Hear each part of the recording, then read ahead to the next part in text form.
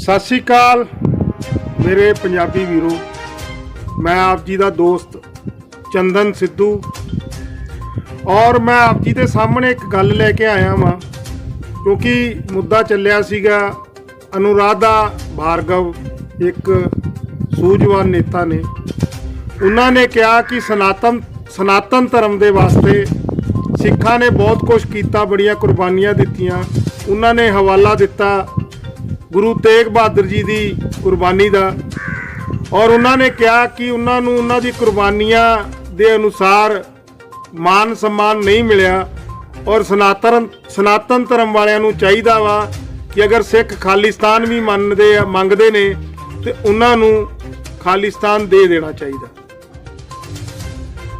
ये गल किते ना किते जायज़ आ कि निष्पक्ष ते निष्काम सिखा ने कुर्बानियां कीतियां, और वो सामने उन्हां दे दिते त्याग दे अनुसार रिस्पैक्ट मंगदे नहीं, लेकिन उन्होंने रिस्पैक्ट मिलनी चाहिए है और चाहिए सी। पर हो की रहा वा, साडे देश ने आज़ाद होने तो बाद साडे जिहड़े नेता सीगे, लीडर सीगे, खास तौर पे उहदे विच जिहड़े मेन लीडर सीगे ओही बंदे सी जिहड़े किसी टाइम राजतंत्र दे विच आउंदे सी, राजशाही दे विच आउंदे सी। ओही लीडर सत्ता दे मेन अहुदिਆਂ दे उत्ते आ गए।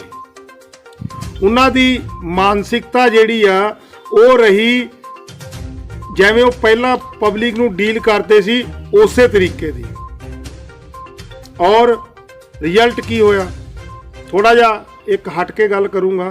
तुसीं सुनिया होना भोपाल दे अंदर गैस दे कारण काफ़ी लोगों की मृत्यु हो गई सीगी, और जदों इस इंसीडेंट दे उत्ते मैं पढ़िया और ये उत्ते विश्लेषण किया तो मैं की पाया कि जिहड़ी कंपनी ने इत्थे गैस दे उत्ते एक्सपैरीमेंट किया सीगा, उन्हें लीडरां तो पहलां ये गल लिखा ली सी कि अगर कोई दुर्घटना हो जाती है तो उसकी जिम्मेदारी कंपनी की नहीं होगी, ये एक एक्सपैरीमेंट आ। मतलब कि वो जिहड़ियां मौतां होईयां ने गौरमेंट तो चाहे उन्होंने मुआवजा दे दे, असी उस कंपनी तो मुआवजा नहीं ले सकते। मतलब कि ये दूर देशी फैसला साडे लीडरां ने उस कंपनी दे नाल कीता सीगा। हुण ये मजबूरी ला लो या ये कोई रिश्वत दे नाल रखा गया कोई प्रोपगंडा ला लो, एक मैं तुहानूं उदाहरण दिता वा। तो फिर तुसीं किवें उम्मीद कर सकते हो कि अगर किसी ने इस देश दे अंदर कुर्बानियां दित्तियां, त्याग किया और वक्त दे थपेड़िਆਂ नूं ਚੱਲਿਆ, ਉਹਨੂੰ मान सम्मान मिल जूगा। इसे करके कई उगर टाइप के व्यक्ति जिहड़े बहुत जल्दी गुस्से च आ जाते हैं, वो एक अलग देश की डिमांड कर देंदे ने, और अनुराधा भार्गव के इस बयान के अंदर उन्हां दी इस गल की झलक मिल रही है कि मान सम्मान जिहड़ा सीगा वो मिलना चाहिए सी, वो नहीं मिलिया, लेकिन समाजिक लिहाजे ना मिले। क्योंकि मैं खुद एक सिख हाँ और मैं देखता वहाँ कि जिहड़ा बंदा समझदा वा सिस्टम नूं, वो इस गल नूं प्रत्यक्ष रूप के अंदर कहंदा वा सरदार जी। हुण जिन्हों पता ही नहीं सरदारां दा महत्व की, वो तो मजाक भी उड़ाउंदे ने, सरदारां दे 12 वज गए, इहो ਜਿਹੇ भी वर्ड सानूं सुनन नूं मिलदे ने।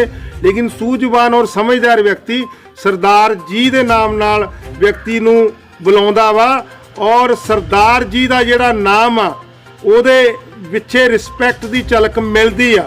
लेकिन समाजिक रूप च अगर असी राजनीतिक रूप च इस दी गल करांगे तो लीडरां दा काम तो सिर्फ वोटां ही प्राप्त करना वा, वो किसी भी जाति नूं, किसी भी विशेष व्यक्ति नूं रिस्पैक्ट नहीं दे सकते।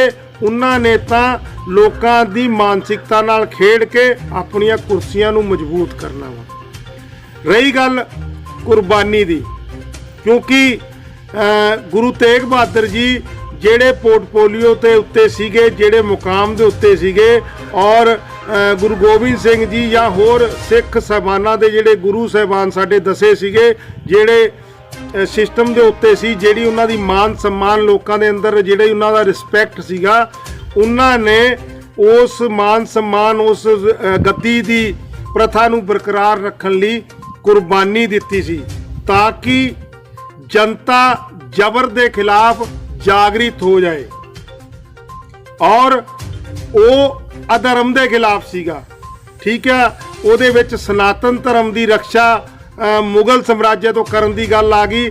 ਇਸ ਲਈ ਸਨਾਤਨ ਧਰਮ ਦੇ ਸੂਝਵਾਨ ਬੰਦੇ ਇਹਦੇ ਅੰਦਰ ਸਿੱਖਾਂ ਦਾ ਇੱਕ ਅਹਿਸਾਨ ਮੰਨਦੇ ਨੇ, ਔਰ ਅਸੀਂ ਉਹਨਾਂ ਦੇ ਦੁਆਰਾ ਸਾਡਾ ਗਿਆ ਕੀਤੇ ਗਏ ਮਾਨ ਸਨਮਾਨ ਦੀ ਅਸੀਂ ਕਦਰ ਕਰਦੇ ਹਾਂ।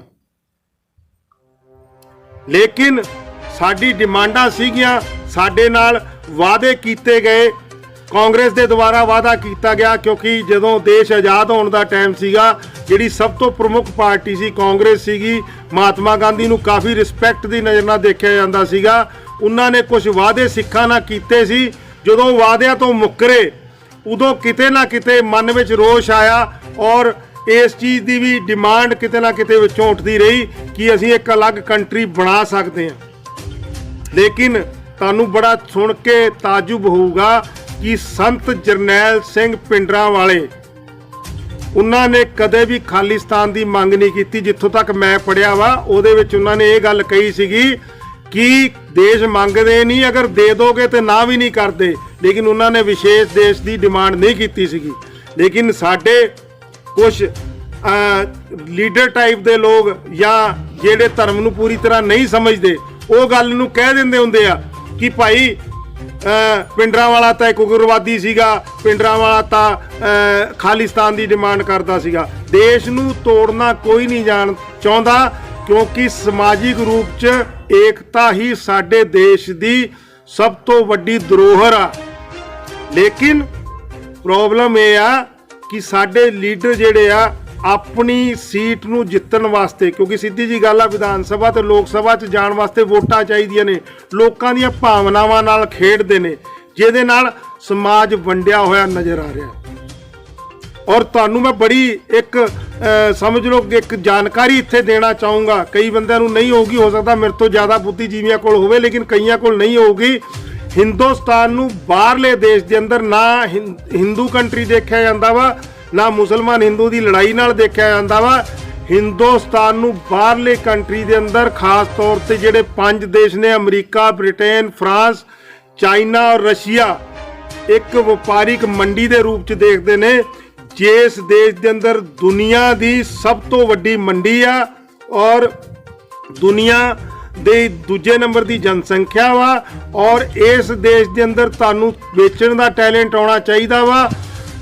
ਤੁਸੀਂ ਮਿੱਟੀ ਨੂੰ ਵੀ ਸੋਨਾ ਕਹਿ ਕੇ ਵੇਚ ਸਕਦੇ ਹੋ। ਉਹ ਇਸ ਕਰਕੇ ਸਿਰਫ ਇੱਕ ਮੰਡੀ ਆ, ਔਰ ਸਾਡੇ ਵਿੱਚੋਂ ਕੋਈ ਵਿਅਕਤੀ ਤਰੱਕੀ ਨਾ ਕਰ ਜੇ, ਇਸ ਕਰਕੇ ਸਾਡੇ ਜਿਹੜੇ ਲਾਲਚੀ ਟਾਈਪ ਦੇ ਲੀਡਰ ਨੇ, ਜਿਹੜੇ ਆਪਣੀ ਗੱਦੀਆਂ ਤੇ ਇਸ ਲਈ ਬੈਠੇ ਨੇ ਕਿ ਆਪਣੀ ਜਾਇਦਾਦਾਂ ਨੂੰ ਸੇਵ ਕਰ ਸਕਣ, ਔਰ ਕਿਤੇ ਨਾ ਕਿਤੇ ਇਸ ਕਰਕੇ ਬੈਠੇ ਨੇ ਕਿ ਪੈਸਾ ਬਣਾਉਣਾ ਵਾ, ਉਹਨਾਂ ਨੂੰ ਦੇਸ਼ ਉਹਨਾਂ ਦਾ ਭਾੜ 'ਚ ਜਾਵੇ। ਉਹ ਇਨ੍ਹਾਂ ਕੰਪਨੀਆਂ ਤੋਂ ਪੈਸਾ ਲੈ ਕੇ, ਸਾਨੂੰ ਵੇਚ ਕੇ, ਸਾਡੇ ਅੰਦਰ ਇਹੋ ਜਿਹੇ ਪ੍ਰੋਜੈਕਟ ਸਾਡੇ ਅੰਦਰ ਸੁੱਟ ਦਿੰਦੇ ਨੇ। ਰਿਜ਼ਲਟ ਕੀ ਨਿਕਲਦਾ ਵਾ?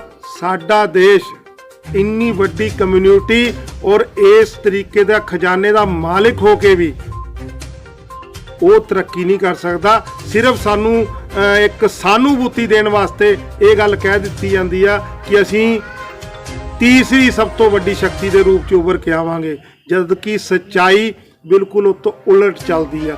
ਕਿਉਂ ਚੱਲਦੀ ਆ? ਕਿਉਂਕਿ ਸਾਡੀ ਜਿਹੜੀਆਂ ਨੀਤੀਆਂ ਨੇ ਉਹ ਇੱਕ ਤਾਂ ਡਿਵਾਈਡ ਨੇ, ਔਰ ਇੱਕ ਦੇਸ਼ ਪ੍ਰੇਮ ਦੀਆਂ ਨਹੀਂ ਹੈਗੀਆਂ। ਹਾਲਾਂਕਿ ਜਿਹੜਾ ਅਨੁਰਾਧਾ ਜੀ ਨੇ ਗੱਲ ਕੀਤੀ ਆ ਖਾਲਿਸਤਾਨ ਦੀ, ਤੇ ਇੱਥੇ ਮੈਂ ਇੱਕ ਚੀਜ਼ ਹੋਰ ਕਹਿਣਾ ਚਾਹੂੰਗਾ। ਤਿਆਗ ਸਾਰਿਆਂ ਨੇ ਕੀਤਾ, ਤਿਆਗ ਬੰਗਾਲੀਆਂ ਨੇ ਵੀ ਬਹੁਤ ਕੀਤਾ। ਅਗਰ ਕਾਂਗਰਸ ਦੇ ਸਿਸਟਮ ਨੂੰ ਹਟਾ ਦਿੱਤਾ ਜਾਏ ਤੇ ਸੁਭਾਸ਼ ਚੰਦਰ ਬੋਸ ਦੇ ਤਿਆਗ ਨੂੰ ਵੀ ਅਸੀਂ ਭੁੱਲ ਨਹੀਂ ਸਕਦੇ, ਅਗਰ ਅਸੀਂ ਭਗਤ ਸਿੰਘ ਨੂੰ ਯਾਦ ਕਰਦੇ ਹਾਂ ਤਾਂ। ਔਰ ਸਭ ਤੋਂ ਵੱਡੀ ਗੱਲ ਰਾਜਨੀਤਿਕ ਰੂਪ ਦੇ ਅੰਦਰ ਤੁਸੀਂ ਦੇਖ ਲਓ ਕਿ ਕਸ਼ਮੀਰ ਦੇ ਮੁੱਦੇ ਨੂੰ ਜਾਣ ਬੁੱਝ ਕੇ ਜਿੰਦਾ ਰੱਖਿਆ ਜਾਂਦਾ ਵਾ। ਔਰ ਕਸ਼ਮੀਰ ਦੇ ਉੱਤੇ ਜਿੱਥੋਂ ਤੱਕ ਮੈਂ ਇੱਕ ਚੀਜ਼ ਪੜ੍ਹੀ ਸੀਗੀ ਕਿ 89 ਦੇ ਅੰਦਰ ਅਮਰੀਕਾ ਦੀ ਲੋਕ ਸਭਾ ਦੇ ਵਿੱਚ ਇੱਕ ਮਤਾ ਪਾਸ ਹੋਇਆ ਜੀ, ਜਿਹਦੇ ਵਿੱਚ ਕਿਹਾ ਗਿਆ ਸੀਗਾ ਕਿ ਕਸ਼ਮੀਰ ਨੂੰ ਕਿਸੇ ਤਰੀਕੇ ਆਪਣੇ ਅਧਿਗ੍ਰਹਿਣ 'ਚ ਕਰਨਾ ਵਾ, ਉਹ ਤਾਂ ਕਿ ਅਸੀਂ ਚਾਈਨਾ ਤੇ ਰਸ਼ੀਆ ਦੇ ਨਾਲ ਆਪਣੀ ਲੜਾਈ ਨੂੰ ਜਾਰੀ ਰੱਖਿਆ ਜਾ ਸਕੇ। ਜਿਹੜੇ ਦੇਸ਼ ਆਪਣੀ ਕੰਟਰੀ ਬਾਰੇ, ਜਿਹੜੇ ਲੋਕ ਆਪਣੀ ਕੰਟਰੀ ਬਾਰੇ, ਜਿਹੜੇ ਲੀਡਰ ਆਪਣੀ ਕੰਟਰੀ ਬਾਰੇ ਸੋਚਦੇ ਨੇ, ਉਹ ਇਸ ਗੱਲ ਤੱਕ ਵੀ ਸੋਚਦੇ ਨੇ ਕਿ ਸਾਡੇ ਪ੍ਰਤੀਦਵੰਦੀ ਨੂੰ ਦੀ ਕਮਰ ਤੋੜਨ ਵਾਸਤੇ ਅਸੀਂ ਕੀ ਸੰਘਰਸ਼ ਕਰ ਸਕਦੇ ਹਾਂ। ਉਹਨਾਂ ਨੇ ਪਾਕਿਸਤਾਨ ਨੂੰ ਵੀ ਪੈਸਾ ਦਿੱਤਾ, ਚਾਈਨਾ ਨੇ ਪਾਕਿਸਤਾਨ ਨੂੰ ਪੈਸਾ ਦਿੱਤਾ ਤਾਂ ਕਿ ਉੱਥੋਂ ਉਹ ਇੱਕ ਰੋਡ ਬਣਾ ਕੇ ਆਪਣੇ ਵਪਾਰ ਨੂੰ ਵਧਾ ਸਕਣ, ਉੱਥੋਂ ਦੀ ਬੰਦਰਗਾਹ ਨੂੰ ਨਾਲ ਜੋੜ ਕੇ। ਅਮਰੀਕਾ ਨੇ ਪਾਕਿਸਤਾਨ ਨੂੰ ਪੈਸਾ ਦਿੱਤਾ ਤਾਂ ਕਿ ਅਮਰੀਕਨ ਫੌਜ ਨੂੰ ਇੱਕ ਪਲੇਟਫਾਰਮ ਮਿਲ ਜੇ ਚਾਈਨਾ ਦੇ ਖਿਲਾਫ ਲੜਨ ਵਾਸਤੇ। ਇਹ ਹੁੰਦੀਆਂ ਨੇ ਵਰਲਡ ਦੀਆਂ ਸ਼ਕਤੀਆਂ। ਔਰ ਕਿੱਡੀ ਇੱਕ ਸ਼ਰਮ ਦੀ ਗੱਲ ਆ, ਦੇਖੋ ਮਹਾਰਾਜਾ ਰਣਜੀਤ ਸਿੰਘ ਦੀ ਮੂਰਤੀ ਪਾਕਿਸਤਾਨ 'ਚ ਇੱਕ ਬੇਵਕੂਫ ਬੰਦੇ ਨੇ ਤੋੜਤੀ, ਕੁਝ ਲੋਕਾਂ ਤੋਂ ਇਲਾਵਾ ਕਿਸੇ ਨੇ ਉਹਦਾ ਵਿਰੋਧ ਨਹੀਂ ਕੀਤਾ। ਦੇਖੋ ਕਿ ਤਾਲਿਬਾਨ ਦੇ ਨਾਂ ਨੂੰ ਲੈ ਕੇ ਸਿੱਖਾਂ ਨੂੰ ਕਿਹਾ ਵਿਚਕਾਰ ਮੂਤ ਦੇਣਗੇ, ਫਲਾਣਾ ਕਰ ਦੇਣਗੇ। ਵੀਡੀਓ ਚੱਲੀ ਸਿਰਫ ਉਗਰ ਰੂਪਾਂ ਵਾਲਿਆਂ ਦੇ ਅੰਦਰ, ਕਿਸੇ ਵੀ ਬੰਦੇ ਨੇ ਇਹ ਨਹੀਂ ਕਿਹਾ ਯਾਰ ਅਸੀਂ ਤਾਂ ਮਹਾਰਾਜਾ ਰਣਜੀਤ ਸਿੰਘ ਦੀ ਫੌਜ ਉਹ ਫੌਜ ਆ ਜਿਹਨੇ ਇੱਕ ਵਾਰੀ ਅਫਗਾਨਾਂ ਨੂੰ ਉਹਨਾਂ ਦੇ ਘਰਾਂ 'ਚ ਵਾੜਤਾ ਸੀ ਤੇ ਉਹਨਾਂ ਦੀਆਂ ਮਾਵਾਂ ਕਿਹਾ ਕਰਦੀਆਂ ਸੀਗੀਆਂ ਪੁੱਤ ਸੋ ਜਾ ਨਹੀਂ ਤਾਂ ਹਰੀ ਸਿੰਘ ਨਲੂਆ ਆ ਜਾਊਗਾ। ਔਰ ਹੋ ਕੀ ਰਿਹਾ ਵਾ? ਠੀਕ ਆ, ਮੈਂ ਇਸ ਗੱਲ ਨੂੰ ਆਪਣੇ ਅਨੁਭਵ ਦੇ ਆਧਾਰ ਤੇ ਕਹਿੰਦਾ ਵਾਂ, ਹਾਲੇ ਕਿ ਗੁਰੂ ਬਹੁਤ ਵੱਡੀ ਚੀਜ਼ ਨੇ ਕਿ ਗੁਰੂ ਤੇਗ ਬਹਾਦਰ ਜੀ ਔਰ ਗੁਰੂ ਗੋਬਿੰਦ ਸਿੰਘ ਜੀ ਨੇ ਤਿਆਗ ਇਸ ਲਈ ਨਹੀਂ ਕੀਤਾ ਸੀਗਾ ਕਿ ਉਹਨਾਂ ਦੇ ਬੱਚਿਆਂ ਨੂੰ ਬਾਲ ਦਿਵਸ ਦੇ ਰੂਪ 'ਚ ਉਹਨਾਂ ਦਾ ਦਿਵਸ ਮਨਾਇਆ ਜਾਵੇ। ਉਹਨਾਂ ਨੇ ਤਿਆਗ ਇਸ ਲਈ ਕੀਤਾ ਸੀਗਾ ਕਿ ਸਾਡਾ ਦੇਸ਼ ਦਾ ਜਿਹੜਾ ਆਪਣਾ ਭਾਰਤ ਦਾ ਜਿਹੜਾ ਨਾਮ ਆ ਉਹ ਕਿਤੇ ਨਾ ਕਿਤੇ ਮਿੱਟੀ 'ਚ ਨਾ ਹੋਵੇ, ਔਰ ਜਿਹੜਾ ਅਧਰਮ ਦਾ ਇਸਤੇਮਾਲ ਕਰਕੇ ਲੋਕਾਂ ਦਾ ਸ਼ੋਸ਼ਣ ਕੀਤਾ ਜਾ ਰਿਹਾ ਸੀ ਉਹ ਬੰਦ ਹੋ ਜੇ, ਔਰ ਲੋਕ ਇਹ ਨਾ ਕਹਿਣ ਸਾਡਾ ਪੁੱਤ ਮਰਵਾਤਾ, ਆਪ ਗੁਰੂ ਗੋਬਿੰਦ ਸਿੰਘ ਆਪਣੇ ਘਰੇ ਬੈਠਾ ਰਿਹਾ। ਉਹਨਾਂ ਨੇ ਪਹਿਲਾਂ ਆਪਣੇ ਆਪ ਨੂੰ ਸਾੜਿਆ, ਆਪਣੇ ਬੱਚਿਆਂ ਨੂੰ ਸਾੜਿਆ, ਉਹਨਾਂ ਦਾ ਤਿਆਗ ਕੀਤਾ, ਆਪਣੇ ਪਿਤਾ ਦਾ ਤਿਆਗ ਕਰਵਾਇਆ, ਖੁਦ ਕਹਿ ਕੇ ਕਿ ਤੁਹਾਡੇ ਤੋਂ ਵੱਡਾ ਕੁਰਬਾਨੀ ਦੇਣ ਵਾਲਾ ਕੌਣ ਹੋਊਗਾ, ਉਹਨਾਂ ਵਰਗਾ ਕੌਣ ਬਣ ਜਾਊਗਾ। ਬਾਕੀ ਅਸੀਂ ਅਨੁਰਾਧਾ ਜੀ ਦਾ ਧੰਨਵਾਦ ਕਰਦੇ ਹਾਂ ਕਿ ਉਹਨਾਂ ਨੇ ਸਾਡੀ ਔਰ ਸਾਡੀ ਕੌਮ ਨੂੰ ਇੱਕ ਤਰੀਕੇ ਨਾਲ ਤਾਰੀਫ ਦਿੱਤੀ, ਸ਼ਾਬਾਸ਼ੀ ਦਿੱਤੀ। ਅਸੀਂ ਉਹਨਾਂ ਦਾ ਬੜਾ ਧੰਨਵਾਦ ਕਰਦੇ ਹਾਂ। ਔਰ ਅਸੀਂ ਧੰਨਵਾਦ ਵੀ ਕਰਦੇ ਹਾਂ ਉਹਨਾਂ ਵਿਅਕਤੀਆਂ ਦਾ ਜਿਹੜੇ ਸਾਨੂੰ ਨਿਰਾਦਰ ਕੀਤਾ ਔਰ ਸਾਨੂੰ ਇਸ ਲਾਇਕ ਬਣਾਇਆ ਕਿ ਅਸੀਂ ਜੂਝਣ ਵਾਲੇ ਵਿਅਕਤੀ ਕਿਤੇ ਨਾ ਕਿਤੇ ਇਸ ਚੀਜ਼ ਵਾਸਤੇ ਵੀ ਸੋਚਣ ਤੇ ਮਜਬੂਰ ਹੋ ਗਏ ਕਿ ਅਸੀਂ ਹੈਗੇ ਕੀ ਆ। ਦੂਜਿਆਂ ਦਾ ਸਵਾਰਤੇ ਬੰਦੇ ਨੂੰ ਆਪ ਨਹੀਂ ਨਾ ਪਤਾ ਲੱਗਦਾ ਕਿ ਅਸੀਂ ਕੀ ਆ, ਲੇਕਿਨ ਅਗਰ ਸਾਹਮਣੇ ਠੋਕਰ ਵੱਜਦੀ ਆ ਤੇ ਬੰਦਾ ਫਿਰ ਸੰਭਲ ਕੇ ਤਾਂ ਚੱਲਦਾ ਹੀ ਆ। ਇਹ ਤਾਂ ਸੁਭਾਵਿਕ ਇਨਸਾਨੀ ਪ੍ਰਕਿਰਿਆ ਵਾ।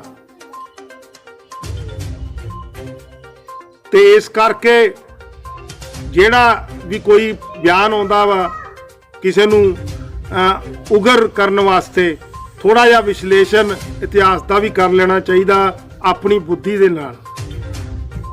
ਜ਼ਿਆਦਾ ਨਾ ਕਹਿੰਦਾ ਹੋਇਆ ਦੁਬਾਰਾ ਤੋਂ ਇੱਕ ਬੇਨਤੀ ਕਰੂੰਗਾ, ਕਿਉਂਕਿ ਅੱਜ ਦਾ ਮੁੱਦਾ ਸਭ ਤੋਂ ਜ਼ਿਆਦਾ ਜ਼ਰੂਰੀ ਇਹ ਆ ਕਿ ਕਿਸਾਨਾਂ ਨੂੰ ਉਹਨਾਂ ਦਾ ਹੱਕ ਮਿਲ ਜੇ, ਕਿਉਂਕਿ ਸਾਡੇ ਦੇਸ਼ ਦਾ 70% ਜਿਹੜਾ ਭਾਈਚਾਰਾ ਵਾ ਉਹ ਕਿਸਾਨੀ ਕਰਦਾ ਵਾ।